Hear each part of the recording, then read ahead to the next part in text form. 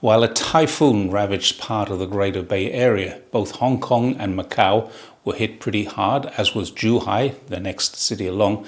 But places a little further southwest of here had a massive impact and lost some connectivity, as well as a lot of trees and quite a bit of damage. We just got a bit of rain here. As far as Zhongshan is concerned, it wasn't so bad at all. We had torrential rain for a day and a half, some localized flooding, a few serious gusts of wind, some minor damage, but overall, for a super typhoon, it was not, in Zhongshan, a serious event.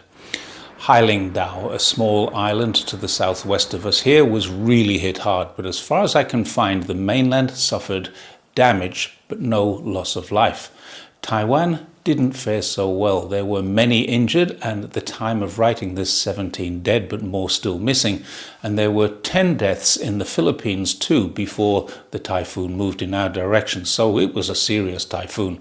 Something went wrong in Taiwan, which will be investigated, because the region where people died, and there are still about 1,000 people stranded due to floodwaters, was recommended for evacuation, and it didn't happen. Now, I read that on the BBC of all places. It may not be true, but this is going to be investigated. Hopefully that won't happen again. So once again, though, China has proven that devastating super typhoons do not necessarily mean devastating consequences. There were examples of floodwaters rising in Macau, so much so that people were catching fish in the streets. Places by the shoreline in Hong Kong were smashed and inundated. But as far as I know, no one was killed in either place. And the same has happened in Yanjiang, a city about little less than 200 kilometers southwest of where I live. But let me tell you a little bit about how it is that we remain so safe. In Zhongshan, I've had friends tell me, this was overkill, we don't need it. But when we look at what can happen and compare that with what did happen elsewhere, it wasn't overkill at all. Here in Zhongshan, we got warnings starting several days ago sent to our telephones. Now, I don't have a TV, but I know warnings are also sent there and sent to radio stations too. GPS systems are advised where not to go, and they will take cars away from danger areas.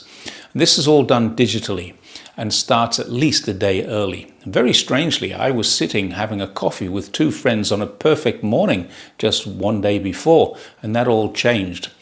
We didn't leave the house for 36 hours. There's a thing called the 5 stops. Stop classes, the schools are all closed. Stop working, the factories are closed. Stop production, there's nothing going on. Stop transportation, no cars or trains operating. Stop businesses, nobody goes to their office. In other words, stop everything, stay home, which is good advice, because hundreds of people were injured in Hong Kong due to falling or flying debris. And in Zhuhai, some people went down to the beach to take selfies, including one couple who took their 5-year-old for some family photos, and they have ended up as 3 of the injury statistics. Damage, according to many of the people quoted in several reports I've read, has been worse than expected, but so far I haven't seen a report of a single death on the mainland. To me, this is amazing, as Typhoon Ragasa was the worst to hit China for a long time, certainly the worst this year.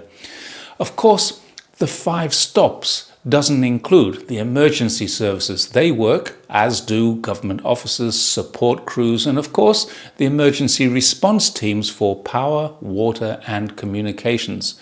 Those people deserve a lot of praise and thanks from the community, and will no doubt get some recognition for that. Probably not enough.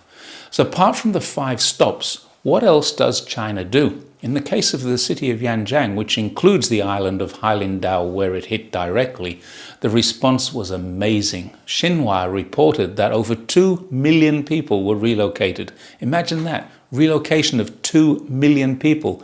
And in the course of that relocation, they were all provided with a safe place, food, water, and somewhere to sleep for the entire time of their relocation.